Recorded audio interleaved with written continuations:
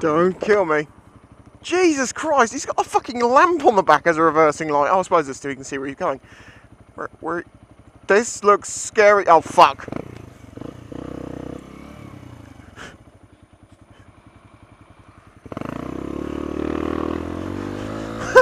I thought he was just going to reverse straight into me.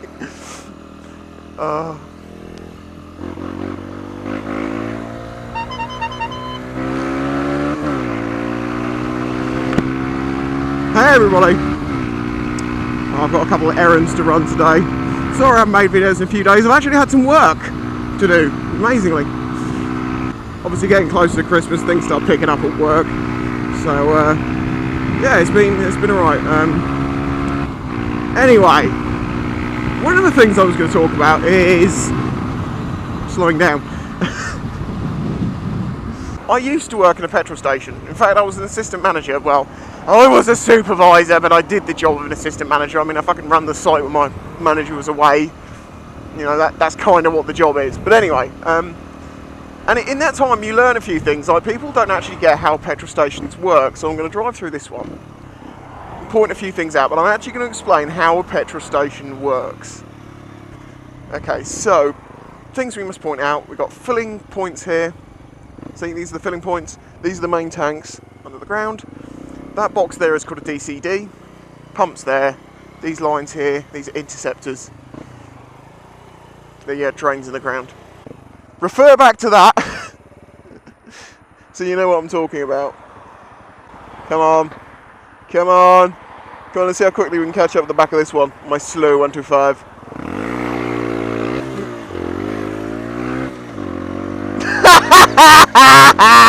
So yeah, petrol stations.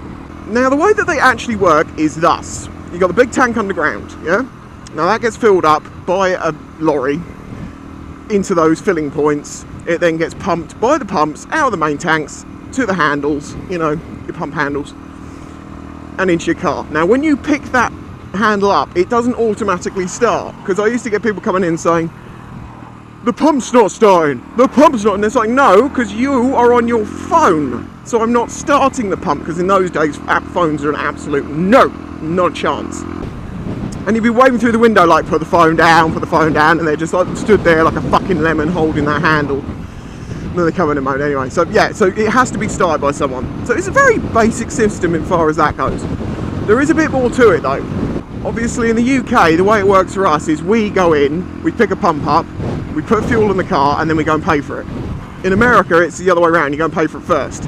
Which I'm just assuming is a non-trust thing, because yeah, people steal fuel here, it happens. But there's a little bit more to it. Let's start with the fuel getting to the actual petrol station. Person, being me, has to order the fuel. Now, the way you get that is you check what space is left in the tanks, the ullage. And then you have to predict on sales how much you're going to sell, and then order enough to fill that tank back up, okay? And let me get this clear here. If I was to make a mistake that would mean that they couldn't fill up that tank, because it's a gravity drop thing, they can't just like turn it on and go, la la la la, that's full, off. It is, the whole tank is dumped. And if the whole tank can't be dumped, it causes a massive problem because it's gravity fed. You have like a header tank then, which is the lorry, with a hose connecting it to the main tanks, which is now full. So you literally, in that instance, the procedure is open the garage, well, we'll say if it's already open, have signs saying free fuel. I am not joking. You have to give the fuel away because it's a very dangerous situation to be in. So you need every motherfucker to come in there and start pumping the fuel out. But obviously it'll only be out of one tank. I mean, it varies from garage to garage, but some garages will have one unleaded, one diesel, others will have two of each, some will have three of each, it all depends. So I used to have to work out how much space is left in the tank, how much I'm going to sell, and then make an order which will fill the tank back up, pretty much. Now, when you're ordering on the tanker, you have like 5 or 7 compartments, depending on the type of lorries, of different sizes. Now, you can't say, I want 2,000 litres in one of these massive, like, 7,000 litre tanks. Because on the lorry, it's compartmentised, as I say, there's different compartments. You can't have that half empty because it will slosh, and that can cause the lorry to tip over. So you have to make sure that it is at least like 80-90% full to avoid the sloshing problems. I mean, sometimes that was a bit of a discussion with the refinery and where the sort of people send the fuel out. Like, is that enough? And they're like, yeah, we'll go with it, it'll be alright. So you have to work out all this shit, have all the paperwork together, and then you put it into that thing that was called a DCD, which stands for Driver Controlled Delivery. Is that an R8? Because people are probably having a wank right now. Oh! Oh, look at that smart. Oh. Oh! Smart!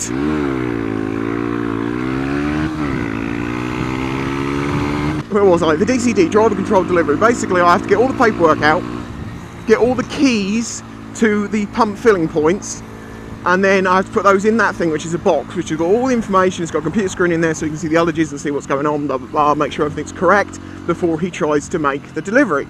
And as I say, if he finds that you've ordered more than will fit in that tank, then you get the fines. So as you can see, predicted sales are very important to working out how much fuel you need to order. The problem comes when people start panic buying fuel. I remember a case where there was no blockade going to happen, there was no shortage of fuel, but somehow it got into the newspapers that there was, and everyone went out and was filling their car up with like 60 quid's worth of fuel, and people coming and going, oh, I'm not panic buying, no. I'm like, you've been coming in here every week for fucking years, and you've always put like 20 to 25 pound in each time, and now you're putting 60 quid in and you're not panic buying. No, no. Everyone's coming in and filling their cars right up, but they're not panic buying. And the problem with that, obviously, is that causes a shortage. So by just panic buying, you cause the problem that you're panic buying for. Now on other sites, it won't be driver control. Basically, the driver control means that is when the site is closed. If there's people on site, then they can do it by hand. You know, just giving each other the fucking shits. But they still need the displays and everything that are in that box if you've got one. The only other thing worth noting, I suppose, about that is that when they connect the long pipes, you know, from the tanker to the tanks to empty it, you have one called a VR hose, which is vapor recovery, which basically means as the fuel comes out of the tanker and goes into the ground, obviously that displaces the air that was in the tank, and that gets pushed back into the tanker itself. So the petroleum vapor is never released, it's always kept in a closed system. We'll let you go, mate, go on. Why not? Go on. Knock yourself out. Fuck you. I'm gonna go with tradition. Skoda drivers, fuck 'em. Fucking Skodas. Guy goes in the scrapyard and says, I'm after a spark plug for my Skoda. He says, yeah, alright mate, sounds like a fair swap. Why do Skodas have heated rear windows? To keep your hands warm when you're pushing it.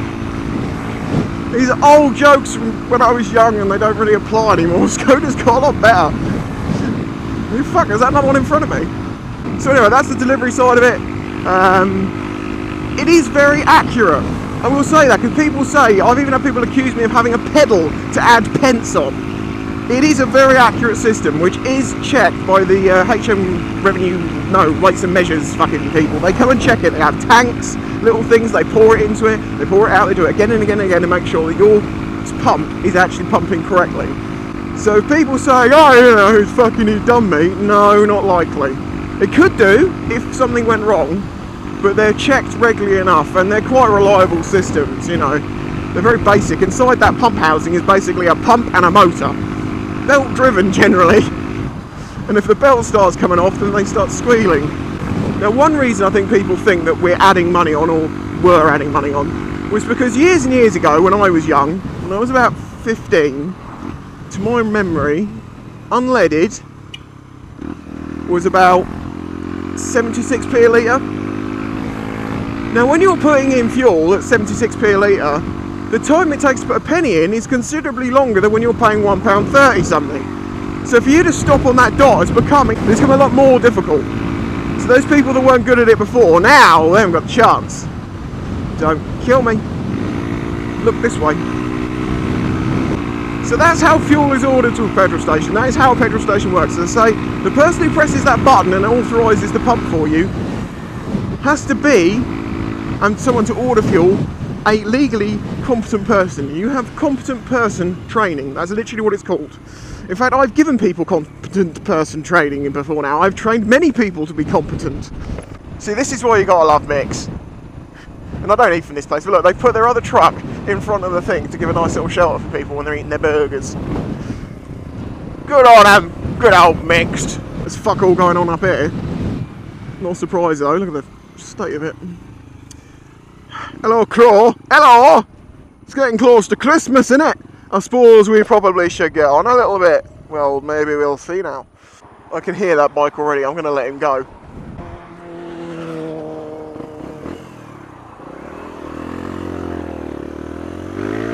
Oh, and the interceptor drain things is if there is a petrol spill, because if you overfill a tank, it can actually start coming out the bottom of the actual pumps themselves. Those drains are actually called interceptors because they're a ring around the whole petrol station. All the water and everything that goes down those goes into a 3-tank system. Does this guy know me, or is he just going slowly?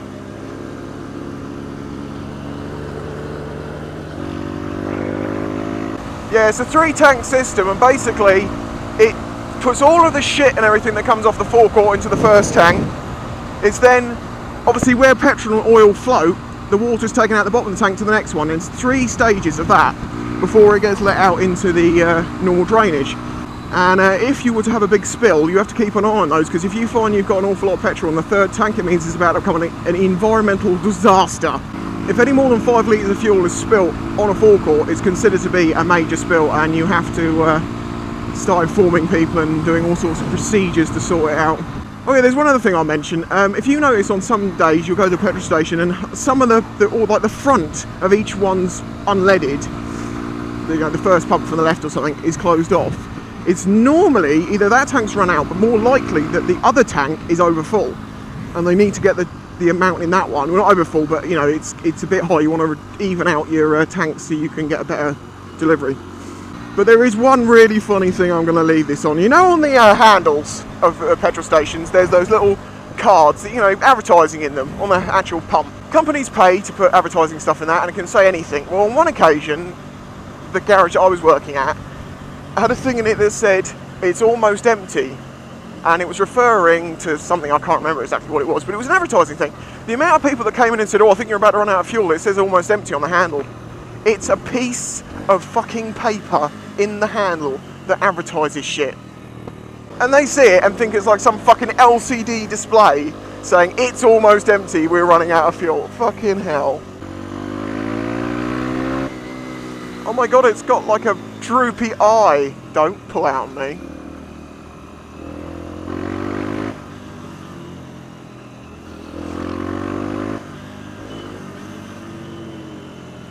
Someone's beeping at me. Does that mean they're angry with someone, or that they know it's me? I don't know. This is a problem when you get people spotting you all the time. Ah, he's right behind me now. Not the scooter, the bike. What is this? What is this? What are you doing? You silly boy! Honestly, when I think back to it, working in that petrol station was one of the best jobs I ever had. It was, I mean, yeah, it was quite well paying at the time, as I was, you know, higher up, but it was just so much fun, and you got to know people, and you got to see cars and bikes and all sorts of shit all the time. It's just, if you ever get a chance to work in a petrol station, I definitely advise doing it.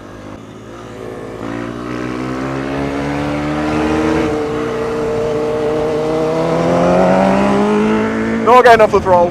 I wonder if that guy knows me. I think he probably does.